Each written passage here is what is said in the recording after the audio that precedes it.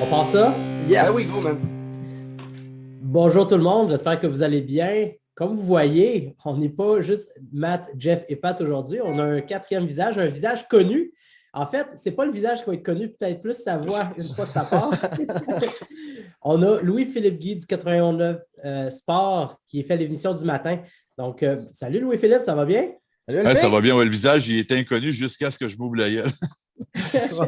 La voix est complètement unique, par exemple. On te reconnaît tout de suite avec ça. Ah, la voix Merci est bien, claire. gros.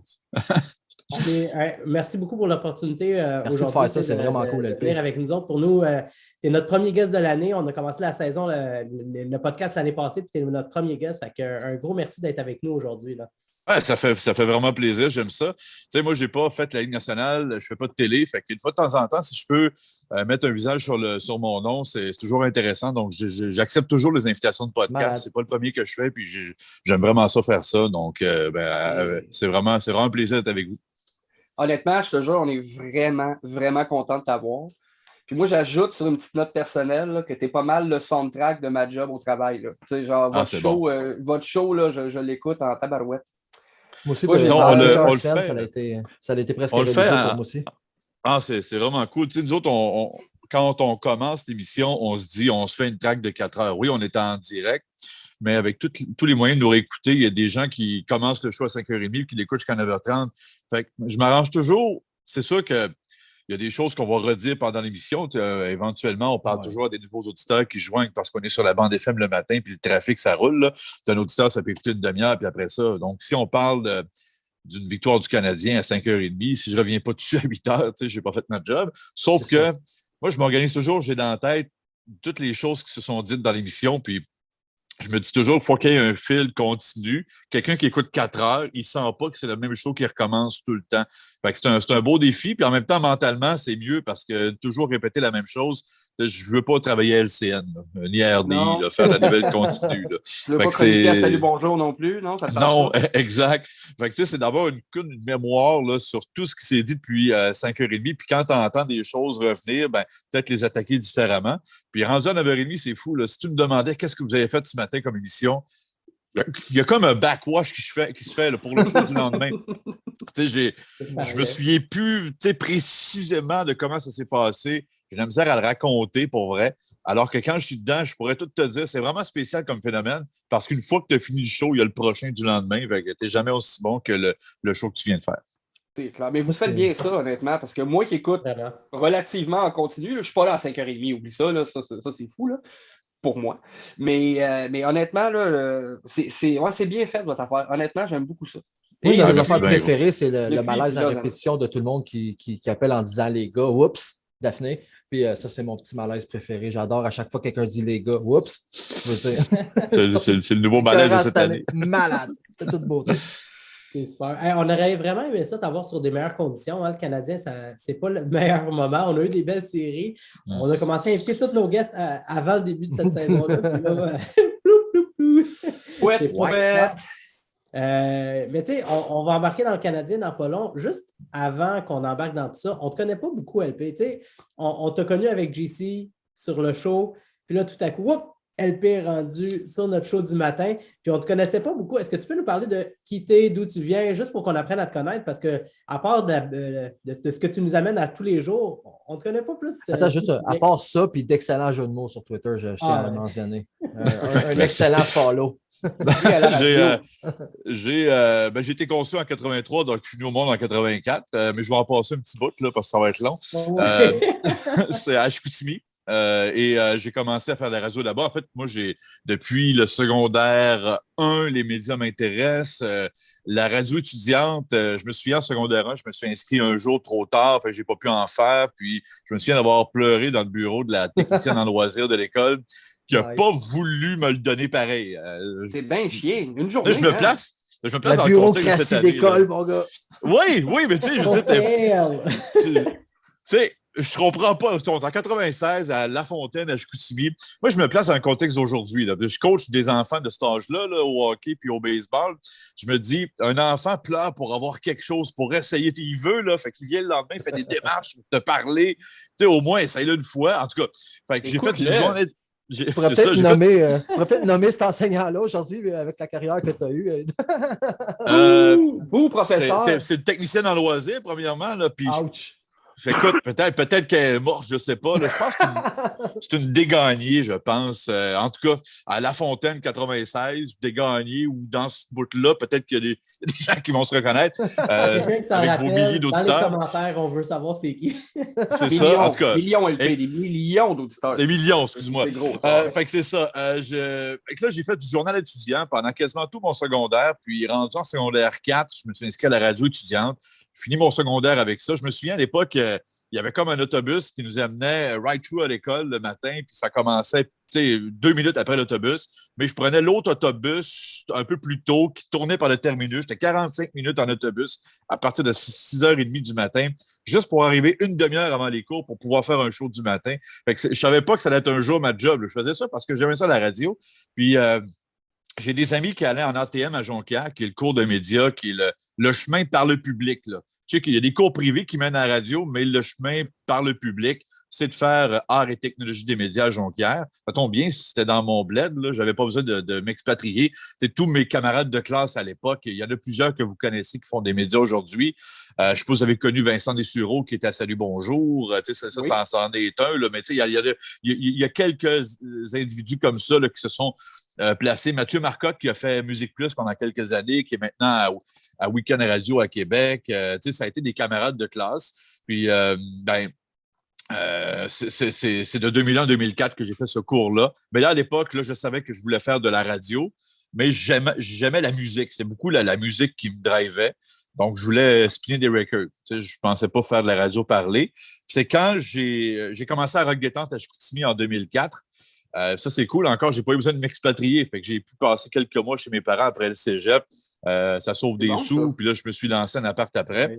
Puis, c'est ça. Après 2 ans de Rock Détente, pendant l'été, j'avais remplacé à l'émission du matin. Puis, bien que c'est musical, Rock Détente, on tombait de 10, 11, 12 tonnes à l'heure à 4, 5. Fait qu'il y avait des nouvelles, il y avait du sport, il y avait des nouvelles culturelles, des tours de table. Puis, j'animais ça. Là, j'ai vraiment trouvé ce que je voulais faire. Puis, j'en écoutais aussi beaucoup. À l'époque, c'était le début de la diffusion, la web diffusion. Puis les premiers à faire ça au Québec, c'était Radio X à Québec avec Jeff Fillion. J'écoutais Jeff tous les matins à Chicoute. Puis je sais qu'il avait passé par la même antenne que moi. Avant que ce soit Rock Détente, c'est fixe. C'était plus rock, je pense. En tout cas, c'était plus... c'était une station qui était un peu moins ascenseur que Rock Détente. Puis, il avait commencé là avant d'aller à Québec. Il était passé par la Floride, etc. Fait que, tu sais, c'est... bien que j'ai jamais voulu faire de la radio comme Jeff, je trouve que ça a été un bon mentor parce que c'était de la radio tout le temps en direct, sans filtre. Et c'était de gérer une table. Tu sais, j'ai géré ton gars des nouvelles, gérer la fille du showbiz, la fille ou le gars des sports, etc. Tu sais, ça, j'aimais ça avec l'anchor de ça. Et après 2 ans à Rock Détente, c'était pas fait pour moi. Je l'ai vu, il y avait un changement de patronne, puis je me suis dit, elle n'avait même pas. Fait que je me souviens de m'être loué une voiture parce que mon Plymouth Colt qui allait sauter d'une seconde à l'autre. Avec mes parents qui ont financé ça parce que je faisais pas beaucoup de sous à l'époque. Je travaillais à la fin de semaine, j'avais une émission de fin de semaine à Rock Détente. Puis j'avais 19, 20, 21. Là. Fait que j'ai loué, je me souviens, c'était un Cobalt, puis j'étais allé me promener dans les marchés où il y avait une équipe de juniors majeurs parce que je voulais continuer de suivre les Saguenay de Chicoutimi.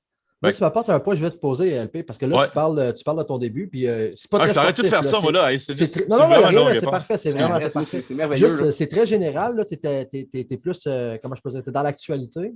À ce moment-là, le sport dans ta vie personnelle, ça l'occupe combien de place? C'est ça. Le sport, moi, j'avais des billets de saison pour les Saguenayens à l'époque. Okay. C'était les Sacs de Chicoutimi en premier avec la Formule 1. La F1, ça date, là. Okay. Ça date de 96 avec Jacques Villeneuve. Okay. Fun fact, là, mon oncle qui habite justement à Chicoutimi-Nord, c'était le passeur de Zamboni des Saguenayens pendant pour vrai? Plusieurs années. Fait que, je ne peux pas le saluer, il est décédé. OK, je l'ai déjà vu faire ça. Là. Je regardais ton oncle faire ça comme ça, là, jusqu'à ce qu'il finisse. Puis quand tu le regardes, c'est toujours plus long. Hein? Il drivait bien quand même, hein, sérieux. Entre la 2 et la 3, il y avait une coupe de bière, là, ça doit être plus difficile. Non, mais je me souviens que quand c'était pas le gars d'habitude, c'était moins bon. Fait qu'il devait bien faire sa job. Fait que c'est ça. Moi, je voulais suivre les Sacs parce que les Sacs, c'était gros. Le Canadien, c'était vraiment moyen parce que mon équipe, c'était les Nordiques. Après, ça a été l'Avalanche. Ça sent Tu sais, comment quand avec Adam- Jeff, là, 2 anciens nordiques, là. Ah ouais, ouais, c'est ça. Fait que, tu sais, quand Adam Foote, Joe Sakic, puis Peter Forsberg n'étaient plus dans l'Avalanche, puis qu'ils avaient gagné 2 fois la Coupe, Ah, c'était comme. Mon nom. C'était rendu loin. Tu sais, puis en plus, excuse-moi, je ne sais pas pour toi, mais à Chicoute, là, les matchs de l'Avalanche, il y en avait 2 par année à télé. Maximum. Fait que je regardais dans le quotidien de Chicoutimi, c'était combien il avait gagné ou perdu. Il gagnait souvent. Ben, c'est ça. C'était surtout les SAGs et la Formule 1 là, qui m'intéressaient. Fait que c'est ça, de trouver un marché de radio pour faire des radios un peu plus parlées le matin. J'avais passé des CV à Rimouski, à Rivière-du-Loup, je me souviens d'avoir fait Québec aussi et Victoriaville. C'est là que j'ai trouvé une job à Victo pendant 2 ans. Ça a donné bien. Je me souviens d'avoir rencontré pendant cet été-là Jérôme Maisonero parce que le père de Philippe Dano, Alain Dano, qui était l'annonceur maison des Tigres, il tirait sa révérence. C'est drôle parce que l'année d'avant, j'avais fait un road trip, puis c'était le dernier match d'Alain Dano. Il a été remplacé par un autre pour finir la saison. Puis j'ai posé ma candidature, puis j'étais annonceur maison des Tigres de Victoriaville. Nice. Puis, tu sais, de voir tous les matchs des Tigres, de voir les jeunes des Tigres, tu sais, puis le junior, c'est un cycle, tu sais, les joueurs que j'avais suivis à Chicoutimi n'étaient plus en uniforme ou presque plus. Fait que, tu sais, je me suis mis à aimer aussi les Tigres. J'avais comme mon cœur balançait, là. C'est sûr que quand les Sags étaient en ville la première année, là, j'annonçais les buts forts pour les Tigres, mais j'étais quand même pas triste de voir les Sags scorer. J'ai fait 5 ans avec les Tigres. Fait que, au bout de 5 ans, là, c'est sûr que je prenais all the way pour les Tigres pendant ces années-là. Mais seulement 2 ans à la radio de Victo, parce que j'ai rencontré la mère de mes enfants. Fait que là, j'ai cherché à me rapprocher de Montréal. Puis j'ai travaillé dans une superbe radio, le FM 103.3 à Longueuil. C'est la meilleure radio communautaire au Québec. Par rapport à d'autres radios communautaires, ils ont les moyens de payer des salaires. Je ne faisais pas de fortune, mais quand même assez pour pouvoir payer mes factures. Puis ma blonde est enseignante, puis on avait une seule voiture, puis un niveau de vie assez bas, puis c'était correct. Parce qu'en radio, là, c'est long avant que tu fasses un peu de sous. Là. Puis j'en fais pas énormément, mais j'en fais assez maintenant pour payer mon hypothèque. Là. Fait que c'est ça. 4 ans à Longueuil jusqu'en 2012, puis après ça, Radio X, on ouvert une radio à Montréal. C'est sûr que moi, c'est une radio que j'écoutais depuis toujours, fait que ça m'intéressait d'y participer. Je me souviens d'avoir écrit à Rénal Brière, le président, Patrice Demers, à l'époque, qui était le directeur général, avant que ça ouvre. Je veux y participer. Là. Vous allez vouloir être fort en banlieue. Ben moi, toute la Rive-Sud, je la couvre depuis 4 ans au FM 103.3. Je connais l'actualité, je connais les acteurs. Bon, je m'étais chicané beaucoup avec la mairesse Saint-Hilaire à l'époque. On a fait la paix depuis, mais je m'amusais bien gros dans le format. Fait que, je faisais beaucoup de nouvelles générales à l'époque. Hein. Je commentais le général. Le sport m'a toujours intéressé, comme vous avez entendu, avec les Sags, la F1. Le baseball aussi, je n'ai pas parlé de baseball, mais j'en ai joué, puis j'ai suivi les expos jusqu'à ce qu'ils meurent, puis après ça, je me suis promené un peu. Mais c'est ça. Donc, à Radio X, quand ça a ouvert, ils ne m'ont pas donné de micro, ils ne me connaissaient pas. Ils ont emmené du monde de Québec, ils ont payé des stars. Ça a coûté bien cher au début d'implanter tout ça. Mais je me suis dit, regarde, je vais être dans le bois. Si je suis recherchiste, puis à un moment donné, il y a un animateur qui a une extinction de voix ou qui prend des vacances aux fêtes, je vais avoir mon micro. C'est ce que j'ai fait à l'époque. Puis ça a pris 2 ans à Radio X, puis rendu à la fin, quand Stéphane Gendron a été congédié, j'ai eu un micro jusqu'à ce que Radio X meure. Ils ont implanté Radio 9 après, puis là, j'étais en co-animation avec Louis Lemieux. Puis après ça, après 1 an de Radio 9, ça n'a pas marché. Ils ont commencé le 91.9 Sport. Ils m'ont enlevé mon micro. Je me suis dit, je vais rester dans la boîte, j'aime le sport, puis je vais prendre ce qu'ils vont me donner. Ils m'ont mis avec Jean-Charles pendant 3 ans, j'ai fait sa réalisation. Puis encore là, je me disais, tu sais, Jean-Charles, il va s'absenter à un moment donné, je vais le remplacer. C'est ce qui est arrivé. J'ai remplacé dans l'émission du matin, dans l'émission de Jean-Charles. Puis, voilà, en 2018, ils m'ont offert le poste d'émission du matin. Fait que, c'est comme de se mettre un pied dans la boîte, tu ne sais jamais ce qui va arriver. Je pense qu'on est 2 à être là depuis 2012. En ondes, je suis tout seul.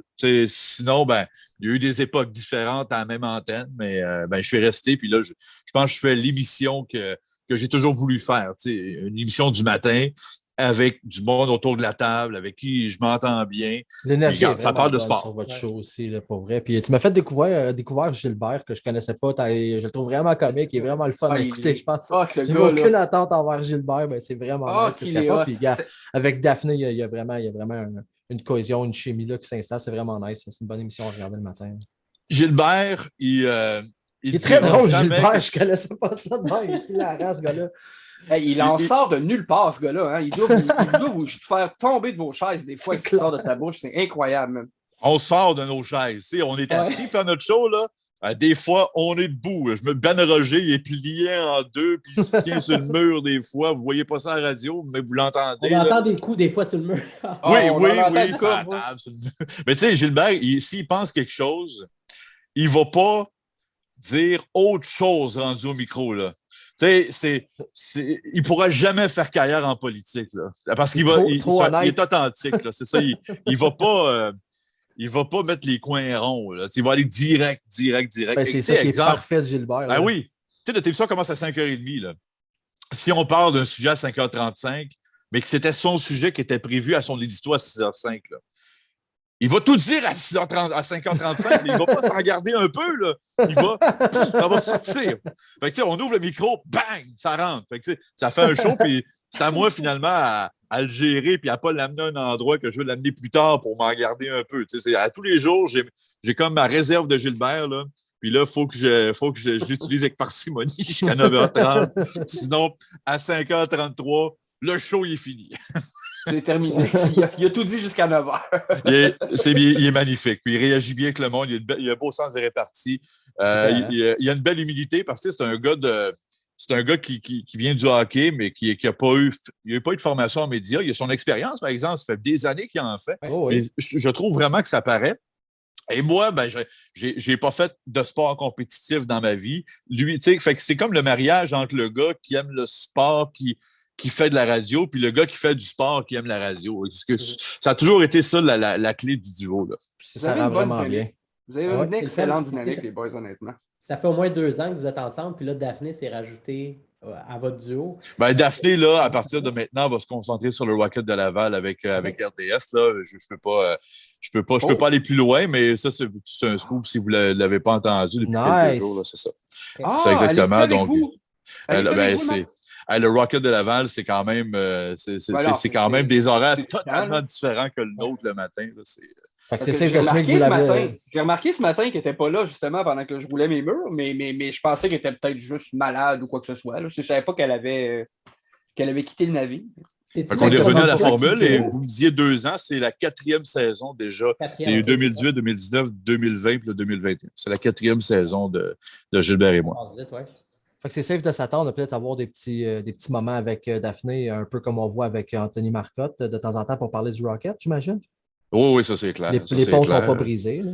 Ah non, absolument pas. LP, je te lance la chance, tu lui diras qu'on aimerait l'avoir aussi avec nous. Ah, parfait, je vais la texter. Tu peux mettre un post-it dans la station, dans le fond, on prend n'importe qui. C'est bon. Je te lance ma curveball, LP. Tu travailles avec un personnage bien connu au Québec, un monsieur qui a fait plus d'un scandale à travers les années. C'est comment de travailler avec une bombe à retardement comme Régent Tremblay? J'aime le terme, bombe à retardement. Ouais, parce que ça décrit bien, je trouvais. Ben, c'est intéressant parce que nous, à la radio d'aujourd'hui, on ne les voit pas, les gens avec qui on travaille au quotidien. Ils sont chacun chez eux, nos collaborateurs. Ils ont ce qu'on appelle un Comrex. Puis, ça vient qu'un micro, ça passe par Internet. Et le son, il est A1. Là, vous entendez, c'est la magie de la radio. Vous pensez que le gars est en studio, mais il est chez lui à Sainte-Adèle. Présentement, il est chez lui en Floride. Fait que c'est ça, on ne se voit pas. On ne se parle pas avant d'entrer en ondes. Il parle avec mon producteur de l'autre côté de la vitre, qui, lui, là, me fixe là, pendant la pause commerciale, il me tape bien vite de quoi Régent veut parler. Fait que moi, à 8h05, j'ai appris à 8h03 de quoi on parlait avec Régent. Oh shit! Fait que je connais Régent, ça fait des années qu'on travaille ensemble. Fait que je sais qu'il y a des choses qui vont le faire réagir. Fait que je me prépare des arguments parce que je sais qu'il va vouloir savoir ce que je pense. Si j'essaie de fuir un débat, il va me dire « Mais non, toi, est-ce que tu penses? Toi, qu'est-ce que tu penses? » Fait que là, il va aller te chercher si tu t'en vas, dans le fond. Puis je prépare toujours mon Google parce que comme le segment, ben, il y a un peu il y a un peu de coq à l'âne, là. Ben là, je sais qu'il faut que je Google des fois des petites infos. Là, fait que tu sais, Régent, il y a ce que vous entendez en ondes. Au fil des ans, il y a eu toutes sortes de choses. Il y a eu des moments magiques. On a fait un radio-roman. On partage des choses en commun. Tu sais, on vient de la même région. Donc, tu sais, tout le background saguenéen, tu sais, on le partage. J'aime beaucoup les séries télé que Régent a fait aussi. Là. Quand j'ai grandi, mon lancé compte, Urgence, Scoop, c'est des séries que j'ai écoutées là, religieusement, que j'ai réécoutées quand ça passait en reprise. Réécouter dans mon bar. Là, je peux le citer par cœur dans 50, même la nouvelle génération. Je pense que Scoop, ça a été le premier déclic quand j'étais enfant que le monde des médias, c'était intéressant. D'avoir une information puis de voir le pouvoir que les médias avaient sur l'establishment. C'est le premier contact que j'ai eu, Scoop. Lancé compte, comme je suis né en 84, les premières saisons, je les ai vues sur le tard, après. Mais je me souviens de Scoop, j'écoutais les premières diffusions à la télé. C'était un show qui m'a marqué. Quand ça vient sur le sujet avec Régent, c'est toujours des moments que j'apprécie beaucoup. C'est tout un privilège quand même. Régent, il laisse personne indifférent.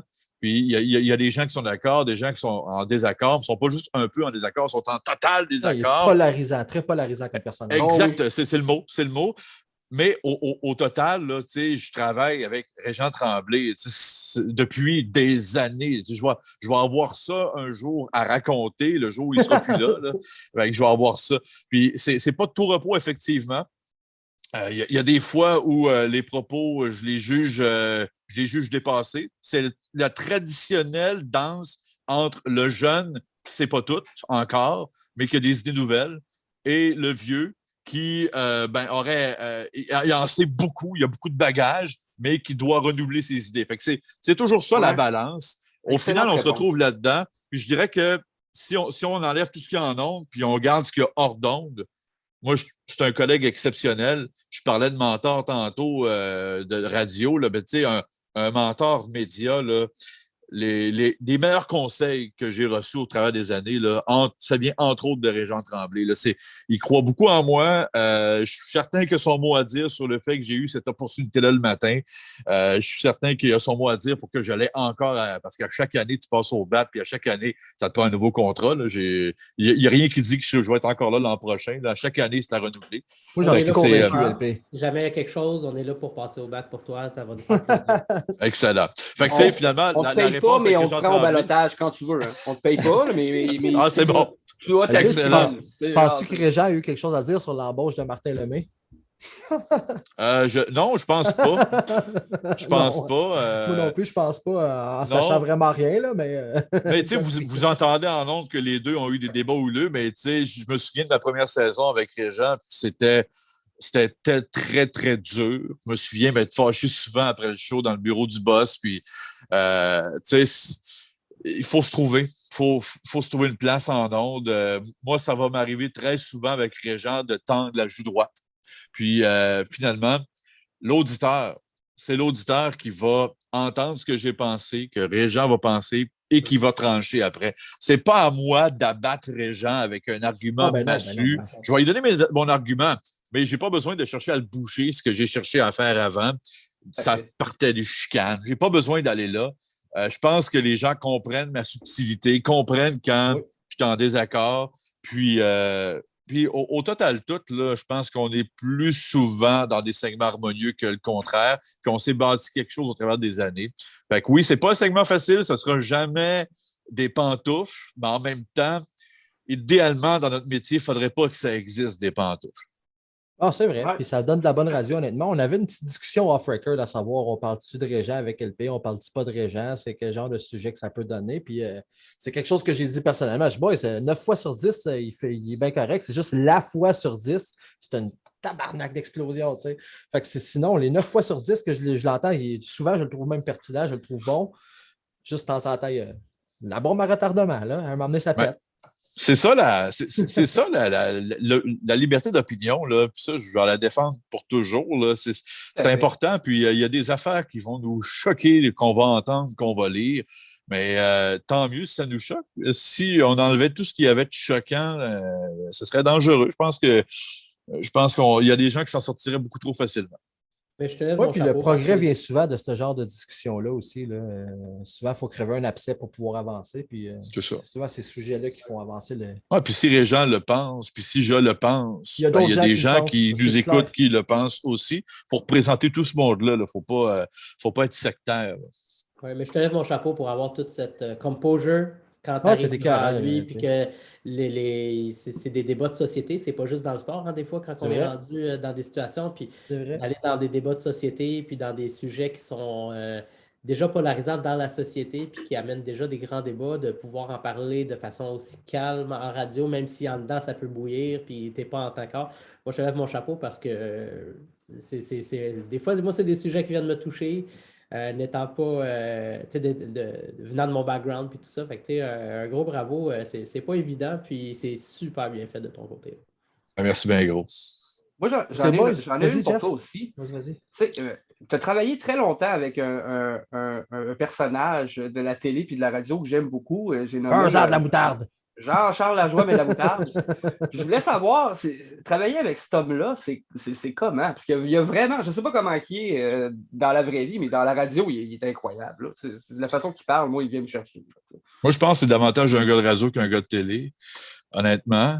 Il y a des ingrédients de la radio que j'entends quand je le vois à la télévision. Mais c'est une bête de radio, ce gars-là. Il maîtrise le silence, la façon d'amener les choses, la façon de puncher. Puis moi, c'est un gars qui, depuis Séquencé Sport, il me faisait beaucoup rire. J'ai toujours aimé sa façon de colorer, là, de parler. Ça a été 3 ans. Somme toute, je retiens que du bon là, de ces 3 années-là. C'est pas de tout repos avec Jean-Charles. Je me souviens, autour de la table, les gens, ça popait. Il y avait des recherchistes, des producteurs d'émissions. Je pense que pendant les 3 années que je travaillais avec Jean-Charles, ils ont passé 4-5 de chacune des positions pour un total de 8 à 10. Là. Fait que c'est pas facile de travailler avec Jean-Charles. Je ne sais pas comment ça se passe à TV en sport. Parce qu'il est exigeant ou...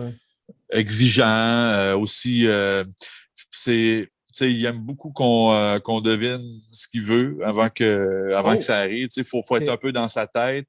Je pense que souvent, lui puis moi, la clé du succès de notre duo, parce que je pense que ça a été un duo, bien qu'en ondes, il était tout seul, mais les émissions, on les pensait beaucoup ensemble.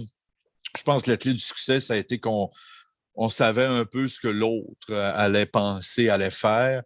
Puis, c'est ça, je pense qu'il y avait beaucoup mes montages, fait que ça se passait bien dans l'émission. C'est la première fois que j'ai un horaire. C'était la première fois que j'avais un horaire où je pouvais créer. C'est rare en radio qu'on peut mettre du temps sur ce genre de production-là, mais lui, il croyait beaucoup ça. Le montage qui passait au début de son show, qui durait 4 minutes, il prenait 2 heures à faire dans une journée. Fait que ça, c'est du budget à allouer là, à un employé de faire ça. Fait que je suis très content d'avoir pu le faire avec Jean-Charles. C'était une belle expérience. J'aurais aimé que ça se termine mieux. Ça a été difficile après, là, quand je passais au matin, que lui continue dans le retour. On n'est pas resté proche comme on l'était à l'époque. Moi, je me souviens, avec mes enfants, je suis allé sur la maison à Shefford, je suis allé passer du temps avec lui et tout, mais tu sais, c'est quelqu'un qui vit intensément. Puis je pense que tout le monde qui le connaît là, dans sa vie personnelle vont pouvoir corroborer ce que je dis. Là. Quelqu'un qui vit intensément, qui aime profondément. Puis ça a été difficile quand puis j'ai ma part de tort probablement aussi, là, mais ça a été plus difficile quand on s'est séparés puis que je suis allé faire le matin. Je pense qu'il aurait aimé que je poursuive l'aventure avec lui là, dans l'émission du retour encore un peu, mais je ne pouvais pas passer à côté de l'opportunité qui m'était proposée. C'est ça. Puis c'était une époque où vous vous souvenez que la station était vendue, puis on allait fermer. On était. En effet.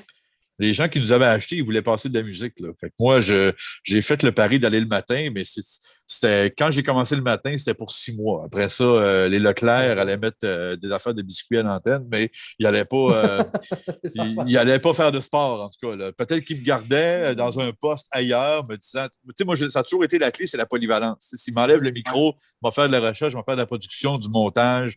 Je vais faire d'autres choses. C'est ça que je me disais encore à l'époque. Mais finalement, la vente n'a pas passé auprès du CRTC. Puis on est encore là plusieurs années après. On a eu des records de code d'écoute avec les années au 91-9. Puis là, on vient de sortir de la pandémie, puis on veut relever ça. Mais vous semblez solide présentement, en tout cas. Honnêtement, ça a l'air à bien aller. C'est quelque chose que je n'avais pas su là-dedans, c'est que c'est le CRTC qui a sauvé la station, finalement. C'est pas un changement d'idée de la direction, finalement. Ben, le CRTC a imposé à Leclerc Communication l'obligation de vendre l'une de ces radios de Québec parce que nous, on a été achetés par Leclerc, mais ils ont acheté Radio X à Québec aussi, qui est une autre radio de notre réseau, de RNC Média. Mais ça faisait en sorte qu'il y avait Boulevard FM, Weekend et Choix FM. Et c'est un maximum de 2 antennes par propriétaire dans une langue. Donc, 2 françaises, 2 anglaises. Là, ils s'avançaient avec 3. Ils ont demandé une dérogation pour en avoir une 3e, Leclerc, parce qu'ils n'ont pas de journaux, ils n'ont pas de télé. Ben, CRTC a dit non, vous devez vous départir d'une des autres stations. Et Leclerc Communication ne voulait pas faire ça à leurs employés. Peut-être aussi qu'au fil du temps, ils ont comme perdu le goût de nous avoir. On n'a pas la meilleure antenne à Montréal aussi. On voit après ça, dans leur plein, ils se sont virés de bord, puis ils ont acheté Grégory Charles au 99.5. Et ils ont fait leur radio qu'ils voulaient faire sur notre bande, ils l'ont fait sur une autre antenne qui est plus puissante pour la musique. En tout cas, nous, on a un contenu très podcastable, très streamable à travers le Québec, mais eux avaient besoin d'un contenu pour que dans la boutique, ils passent de la radio, pour qu'au bureau, ils passent de la radio musicale. Ça leur prenait une meilleure antenne que la nôtre. Fait que je pense que ça a fait plaisir à tout le monde. Et pendant l'histoire de la vente, c'est là où est-ce qu'on a battu nos records. Surtout au printemps, là. On a atteint le 400 000 auditeurs et je pense que nos propriétaires qui nous avaient vendus ont vu qu'il y avait de quoi dans le sport, qu'il fallait continuer à attendre et qu'une meilleure opportunité de vendre allait arriver un jour parce qu'on est toujours à vendre jusqu'à ce qu'on soit vendu. Là. Dans le monde des médias, il y a souvent des changements de propriété. Ouais. Exactement. Mais on a une meilleure valeur qu'on avait là, avant. Là. On était une start-up en sport, puis au moment qu'on était vendu, on n'avait pas encore exploité notre plein potentiel. Là. Je pense que là, on y est. La pandémie a changé beaucoup les affaires. Ça a vidé les amphithéâtres, ça a fait baisser les codes d'écoute un peu partout. Ce qu'on cherche, c'est redresser ça. Je pense qu'on a un bon contenu à l'antenne. Maintenant, c'est une question de mise en marché, de bouche à oreille, de recommencer un peu ce qu'on faisait avant. De faire parler de nous, là, puis peut-être, hélas, le Canadien va finir par nous aider. Bon sang de bon Dieu. Calcule 5 ans. C'est toujours ça, un plat de 5 ans, hein, right? Dans 5 ans, on aura un autre 5 ans. Avec quelqu'un d'autre. Maintenant qu'on connaît la maison. C'est ça, maintenant qu'on connaît LP, on sait d'où il vient puis tout ça, je pense qu'on va en profiter pour parler de nos Canadiens. Donc, nos Canadiens de Montréal, je dis ça puis j'ai un petit rire parce qu'on dit nos Canadiens puis on ne veut rien savoir de s'approprier de cette équipe-là avec un début de saison comme ça. On a vécu des séries qui ont été malades. C'est la première fois depuis la Coupe de 93 qu'on vit des innovations comme ça. Avec le début de saison qu'on vient d'avoir, le Canadien est 2-8-0. 2 victoires contre des équipes de bas de classement. Il y a juste 2 équipes en bas de nous au classement qui n'ont juste aucune victoire encore au classement. On voit les Hurricanes qui sont invaincus, qui n'ont pas perdu encore cette année. Qui nous rentre le fer dans la plaie. LP, comment vous faites de la radio dans des situations comme ça? Puis comment tu vois le Canadien en ce début de saison?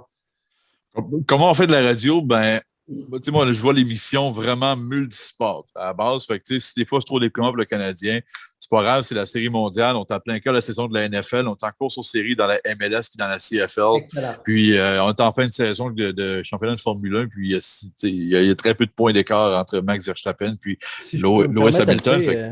Vous faites une maudite belle couverture de la boxe aussi. Ouais. La boxe, c'est vrai, tu as raison. La boxe, vu que ce n'est pas des saisons en cours, parce que c'est différent, mais c'est des événements à part, mais tout à fait, la boxe, il y a toujours d'autres choses, premièrement. Puis deuxièmement, le Canadien, peu importe ce qui se passe, nous, on va faire les séries. Là. Donc, on va arriver en série. Dans le top 16, il n'y aura peut-être pas de Canadiens, mais on va parler des séries, parler de hockey. C'est sûr que on a toujours l'anxiété de se dire « Ouais, mais il y a des gens que si le Canadien ne va pas, ils ne seront pas là. » Mais ce qu'on a remarqué au fil des ans, puis quand je parlais des records de code d'écoute, c'est remonté à cette année-là, ils n'ont pas fait les séries, là, by the way. Souvent, au mois d'avril, ça c'est nos sondages printemps, quand le Canadien n'est pas en série, les séries commencent, les gens, ils nous écoutent. Il y a comme une courbe qui monte. Deux choses, je ne sais pas pourquoi. On est très écoutés une fois que le Canadien est éliminé. Pourquoi? Ça arrache le plaster, puis au moins, on est moins négatif. Ou 2, les gens, ils ne regardent pas les séries à télé, mais ils veulent au moins savoir ce qui se passe Ils viennent nous magasiner. Fait que, ou c'est parce qu'on devient meilleur en avril, parce qu'on a plus d'enseignement, puis on est meilleur en ondes, je ne sais pas. Mais historiquement, quand le Canadien ne participe pas aux séries, ce n'est pas une catastrophe pour nous autres.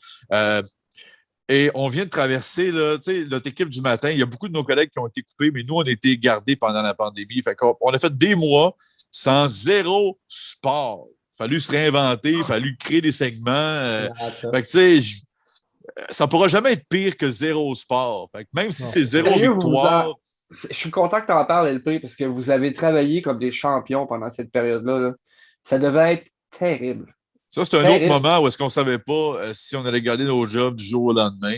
Moi, je suis chanceux, là, je suis un des rares de mon métier à pouvoir dire ça, mais depuis que je suis sorti du cégep, je n'ai pas eu une semaine de chômage. J'ai toujours eu des contrats annuels. Là, ça a commencé le 17 avril 2004, mais pendant la pandémie, je dois vous avouer que j'ai vraiment eu peur de briser cette séquence-là. Là. Puis, je suis content, j'ai pu rester en ondes, j'ai eu cette chance-là.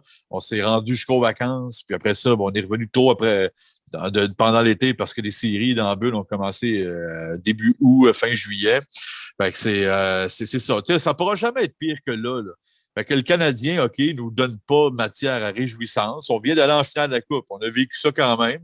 Maintenant, tout est à refaire parce qu'on a perdu.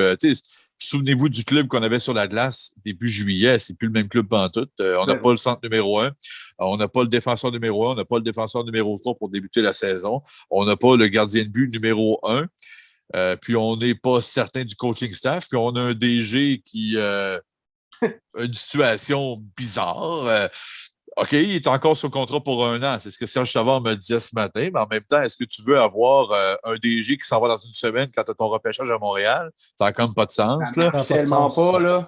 Jeff Molson qui ne parle pas, Logan Mayou, Kotkaniemi, Lofrostil. C'est comme beaucoup de petits nuages noirs qu'on avait avant même de mettre un coup de patin sur la glace. Puis des fois, on se dit, des équipes avec plein de blessures, les Pingouins l'ont fait. Des équipes pleines d'absents, tabarnouche. Ils restent compétitifs, ils nous surprennent. C'est pas arrivé. Ce qui est arrivé, c'est que ce qui devait arriver normalement, là, sans qu'on soit surpris, c'est que ce soit une saison. Est-ce que tu l'as vu venir? Tu as vu venir ce début de saison-là? Oui, c'est que l'énumération que je viens de te faire, c'est toutes des affaires qu'on savait avant le premier match. Moi, quand j'ai commencé le camp d'entraînement, j'avais vu les ajouts qui avaient été faits aux Canadiens, je me suis dit, coudonc, je pense qu'on va être redoutable en attaque. On va avoir des problèmes en défense, mais on va compenser par un nombre de buts. Les buts ne sont pas arrivés, puis on est horrible en défense. Fait que fais le calcul. Là. Après le camp d'entraînement, je disais plus la même chose. J'étais optimiste au début du camp d'entraînement. À la fin, la façon que ça s'est fait, j'ai changé mon pronostic. Au début du camp, je disais en ondes que le Canadien allait participer aux séries, que ça allait être compliqué, mais que je les voyais même dans le top 3 de l'Atlantique. Puis la façon que le camp s'est joué, que les choses ont déboulé. Carey Price, ça, on ne savait pas. Là. Carey Price qui n'est pas de retour finalement, puis on ne saura pas quand il va venir. Fait que, tu sais, je ne les ai pas placés en série. Mais honnêtement, là, dans mon calcul le plus pessimiste, là, je les avais pas vus être aussi pourris que ça. Je n'avais pas calculé ça. Là. C'est vraiment ça, c'est surprenant à quel point c'est de la haine. Mais question comme ça, tu es Jeff Molson. Tu as le Canadien entre les mains. Tu as 3 décisions à prendre. Ça serait quoi ces 3 décisions? J'aime ça que tu les 3 décisions. Wow. Premièrement, je m'ouvre une Molson X. Deuxièmement, je sors une feuille 8,5 11. Troisièmement, je nomme un président à ma place parce que je ne suis pas capable de faire la job. Je m'en rends compte, là. Puis ça fait des années, là. Je pense qu'il aurait dû s'en rendre compte, là. Puis OK, ici, il fait confiance à Marc Bergevin. Nomme-le président Opération Hockey. Là. Puis Marc Bergevin, là, il nommera son DG. Et donc, le DG, lui, là, il va pouvoir améliorer la structure du recrutement, les idées nouvelles en termes de développement et de recrutement. Il va encore les faire. Et on va garder ce que Marc Bergevin fait le mieux, je pense, des transactions. En tant que président d'Opération Hockey, il va pouvoir continuer de faire ce qu'il aime, continuer de faire ce dans quoi il est bon. Mais dans la gestion quotidienne de directeur général, je pense que le temps de Marc Bergevin est révolu et ça commence par Jeff Molson. Jeff Molson, il se cache dans un trou quelque part depuis Logan Mayou, puis les excuses. Là. Mais un jour, ce club-là, qui a de la misère à vendre des billets présentement, Ça fait mal à sa business. Il va falloir qu'il fasse quelque chose. Là. Il n'est pas fou, Jeff Molson. C'est un gars très intelligent. C'est pas en écoutant le podcast ce soir qu'il va réagir là, par rapport à ce que je dis. Tout ce que je dis, c'est l'évidence. C'est l'évidence. Puis je suis certain qu'il le sait. Je pense qu'à la base, c'est pas quelqu'un de hockey, Jeff Molson. C'est quelqu'un qui aime le hockey comme vous et moi. Je ne suis pas pour vous. Je n'ai pas checké votre background, mais moi, en tout cas, je ne serais pas DG d'un club et je ne serais pas président d'un club de la NHL. C'est ça. Mais en même temps, Brendan Shanahan n'est pas arrivé aussi loin qu'on est arrivé l'an passé avec les Maple Leafs. Vous pourrez me dire ça. Mais quand je regarde seulement la situation du Canadien, je pense que ça commence d'en haut. Puis c'est Jeff Molson qui est le prochain à devoir sauter. Et c'est lui-même qu'il faut qu'il se fasse sauter. Il n'a pas encore pris cette décision-là. Il y tient vraiment. C'est parce qu'il aime ça. Mais si il aime plus le hockey qu'il s'aime lui, il va s'enlever de là. Il me semble que c'est pas compliqué. Il me semble que c'est pas compliqué de se rendre compte de ça, puis de le réaliser, puis de faire le move. Oui, mais quand tu t'aimes toi-même dans un poste, c'est dur de te l'enlever. Là, tu sais. J'aurais de la misère, moi, à m'enlever l'émission du matin si des fois je ne faisais pas la job. Je pense que je la fais, mais si jamais quelqu'un me disait que je serais dur à convaincre. Là, LP, prends toi-même la décision de t'enlever. Mais Jeff Molson, dans cette situation-là, les fans sont en train d'envoyer tout un message, je pense. Les bancs vides, là, c'est pas juste à cause des masques. Là. Désolé, là, c'est pas les masques. Tu as un excellent premier centre sur ton show, LP. Ça va. Là. Tu penses la séparation, parce que moi, dans le fond, l'année passée, pour moi, Marc Bergevin, depuis déjà plusieurs années, me semblait un homme épuisé. Puis moi, je pensais qu'il ne revenait pas de son plein gré jusqu'au printemps passé environ. Là, la situation semble tourner. On dirait que la séparation ne viendra pas nécessairement de lui. Qu'est-ce qui s'est passé? Pour toi, c'est Mailloux? Le gros point tournant, ça a été ça? Non. Il y a un épuisement au fil des ans. Le gros point tournant, je pense qu'à la base, Marc Bergevin, il était dehors. Si jamais Galchenyuk ne faisait pas cadeau de la rondelle dans le match numéro 5, là, tout à fait. C'était fini. Là. Puis je pense que si il n'y avait pas quelqu'un de malade qui visitait le marché public de Wuhan quelque part en novembre 2019, contaminant la planète. Je pense que le 28 mars 2020, au moment où Jeff Molson devait s'adresser aux médias, il congédiait là, son directeur général. On se dirigeait à nulle part. On était 24e. La pandémie est arrivée. On a fait les séries. On a éliminé les Pingouins. Les jeunes qu'on avait repêchés ont montré des belles choses. Suzuki, Kotkaniemi. Et là, on s'est dit, OK, parfait, on va donner une autre swing à Marc Bergevin. Il y a encore 2 ans à son contrat. On était là en finale de la Coupe Stanley, ça a encore brouillé les cartes, mais reste qu'il n'est pas renouvelé. Là. Présentement, il n'est pas renouvelé. Et moi, ce que j'ai entendu, là, c'est que Jeff Molson, présentement, là, il est dans une position où est-ce qu'il veut. Il ne sait pas quoi faire. Il est entre deux choses. Il est entre congédier Marc Bergevin et prolonger Marc Bergevin. C'est vraiment lui qui n'arrive pas à se faire une tête. Puis, selon ce qu'on me dit, c'est que Marc Bergevin, lui, aurait réagi en disant, si lui n'est pas capable de prendre la décision, moi, je vais la prendre, puis je vais partir. On est là présentement. Là. Fait qu'on attend la suite de ça. Sur les ondes c'est pas n'importe quoi, oui. Sur les ondes du 91.9, il y a Larac qui sous-entend que Marc Bergevin demande carrément juste trop. Tu crois à ça ou pas? Larac, il est bien branché. Il y a des bonnes infos. Je n'ai pas ces infos-là, mais j'ai appris au fil des ans à donner du poids aux informations de mon collègue Georges. Fait que c'est plausible. C'est tout à fait plausible. En même temps, si tu ne veux pas d'une job, demande la Lune. Si tu donnes la Lune, tu vas continuer pareil. Okay. Ouais, dans cette optique-là, mais c'est dans un marché comme Montréal où, en plus, le salaire du DG ne compte pas sur le cap, là. Le budget est à peu près infini. Là. Si c'est juste une question d'argent, c'est réglé. Mais regardez les photos du président américain quand il rentre en poste, puis après 8 ans de pouvoir. Maintenant, comparer les photos de Marc Bergevin quand il rentre, il y a de l'usure reliée à cette position-là. Il y a incroyable. Qui se sont améliorés. Oui, ça, les pissettes sont durs à jouer contre. Honnêtement, il est pire que Barack. Barack est rentré, il est sorti magané, mais tu as l'impression que Marc a pris 20 ans. Là. Il n'a pas pris 10, il en a pris 20. C'est incroyable. Il n'y a pas toujours les meilleurs choix de chevelure, par exemple, mais ça l'avantage pas. Je me suis fait couper les cheveux il y a à peine 1 mois et demi, puis j'essaie d'avoir une Bergflow, justement, puis c'est ça. Je me suis rendu à l'évidence que c'est pas pour tout le monde. OK, si on retourne plus dans l'actualité. Ni pour lui. Là. Non, pas tout. Si on retourne plus dans l'actualité, on a Caulfield qui s'en va dans la Ligue américaine. Là, c'est tout frais de aujourd'hui ou hier? Aujourd'hui. Aujourd'hui, oui. Fait que c'est tout frais. Qu'est-ce que tu penses de ça? Bonne décision. Hey, attends, LP en a même pas encore parlé sur son show du matin. Il va nous faire une primeur ici. Oui, tout à fait. Je vais en parler demain parce que c'est arrivé aujourd'hui. D'ailleurs, demain, à tous les mardis, on a Jean-François Hull à notre émission, l'entraîneur du Rocket de Laval. Fait que demain, j'ai l'entraîneur-chef de Cole Caulfield dans l'entrevue, avant même qu'il ait coaché dans un match. Ça, c'est cool. Mais je le demandais à l'émission ce matin, là, est-ce qu'on envoie Caulfield à Laval? Pas parce que, oui, OK, il répond pas aux attentes cette année, mais des attentes envers un jeune, je trouve qu'on exagère beaucoup. Là. Laissons le temps. Soyons jamais trop heureux de leur performance. Soyons jamais trop tristes de leur contre-performance. Laissons du temps aux jeunes. On a été remerveillés de ce qu'il nous a fait. Merci, Cole. J'étais convaincu qu'il n'était pas encore rendu. C'est un calendrier de 82 matchs. Il y a 3-4 matchs par semaine. C'est un niveau pas facile. Et on lui a donné plus de responsabilités. Là, il n'arrive pas comme un cheveu sur la soupe qui est arrivé. Là, étiquette premier trio. Là.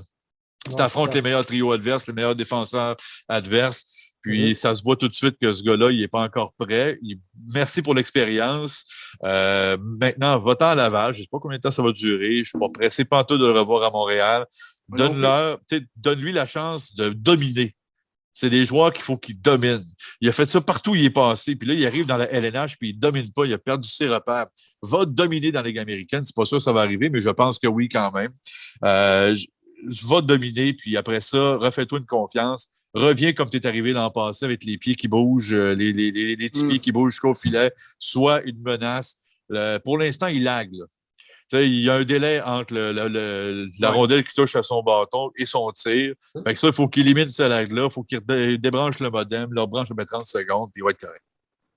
Est-ce que le fait qu'il y ait eu des succès en série fait en sorte qu'il revient et il dit c'est facile la Ligue nationale, je n'aurais pas de problème, puis que c'est peut-être pas entraîné de la façon que il aurait dû s'entraîner ou c'est pas préparé mentalement de la façon qu'il aurait dû se préparer? Je sais pas, parce que c'est un gars qui c'est comme Crosby, c'est un gars qui vit du hockey. Là. Il capote sur le hockey. Les jours off, là, il doit en écouter beaucoup du hockey. Je suis pas mal certain que c'est un bureau d'entraînement. Est-ce qu'on a fait les bonnes choses pour lui? Peut-être que non. Peut-être que parce que s'il n'est pas le seul du Canadien là, à avoir des problèmes en termes de préparation physique, c'est généralisé. Ils n'ont pas eu des grosses vacances, mais pour un jeune comme lui, je ne suis pas certain que ça affecte beaucoup. C'est vrai qu'il y a eu une grosse année l'an passé. Tu sais, les joueurs qui font le mondial junior, qui font leur saison junior, qui font, dans son cas, c'est des collèges américains. C'est un peu moins intense comme calendrier, mais quand même, il a fait jusqu'au Frozen Four. Après ça, il est venu avec le Canadien jusqu'en finale de la Coupe. Ça fait beaucoup de hockey pour un jeune là, qui n'a pas encore cette maturité-là. Et c'est un petit joueur aussi. Là, en même temps, on ne peut pas y en demander énormément sur la charpente. Là. Fait que, tu sais, je ne mettrais pas ça sur le dos de l'éthique de travail ou de la préparation. Je pense vraiment que c'est une question d'expérience. Et tous ces débuts de saison, dans les nouveaux degrés, chaque fois qu'il est monté, là, quand il a commencé dans le développement américain, quand il a commencé après dans la NCAA, là, quand il commence dans la LNH, parce qu'il ne faut pas voir l'an passé comme un début. Là. Il était un élément, un nice to have à la fin de la saison. Là, aujourd'hui, c'est une pièce maîtresse du puzzle et c'est toujours plus difficile pour lui chaque fois qu'il monte d'un degré. Tu t'habitues au niveau, puis tu finis par battre le méchant là, dans le jeu. Là, puis je pense qu'il va y arriver. Il va y arriver. Puis on a Drouin maintenant qui revient au centre. M'en allait là. Je veux te lancer dans le passé de quelques mois. LP, vous avez reçu en entrevue un coach junior à Drouin. Là. Je pense qu'il parlait qu'il avait coaché quand il avait comme 9-10 ans. Son nom m'échappe. Là. Je pense pas que c'est moi qui ai fait cette entrevue-là. Non, c'était à 91-9 en tout cas. Puis, oui, sûrement un collègue. Je ne me souviens pas de l'avoir fait celle-là. Son coach disait que même comme enfant, il pouvait voir à quel point Drouin était un passionné de la game. Tu parlais de Crosby, là, mais c'est vrai que Drouin aussi connaît tous les gars de la Ligue par cœur, les stats de la game. Un gars qui en mange 365 jours par année. Oui, ben Chantal connaissait Drouin. Oui. C'est Chantal Maccabé qui dit ça. Elle le connaît depuis qu'il est enfant là, parce qu'il jouait contre ses fils. Là. Il a mentionné dans l'entrevue aussi qu'il connaissait énormément l'adversaire. Exact. Ah oui, il écoute des matchs. C'est un bourreau de hockey. Là. Jonathan Drouin, il aime ça.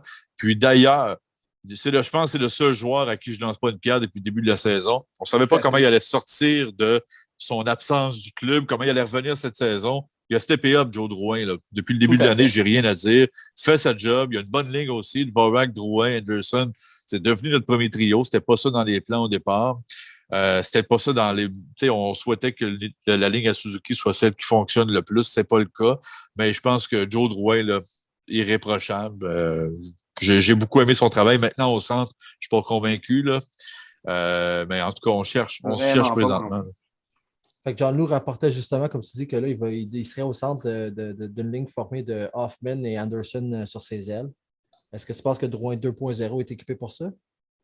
Pas sûr? Ce serait prétentieux de te répondre à ça. Parce qu'on va laisser la chance au courage. Je ne suis pas convaincu. Je suis comme vous, là, je suis méfiant parce que je me souviens de la première fois. Maintenant, c'est vrai, il y a peut-être plus d'armes pour gérer tout ce qu'on ne savait pas en dehors de la glace. Mais c'est ça.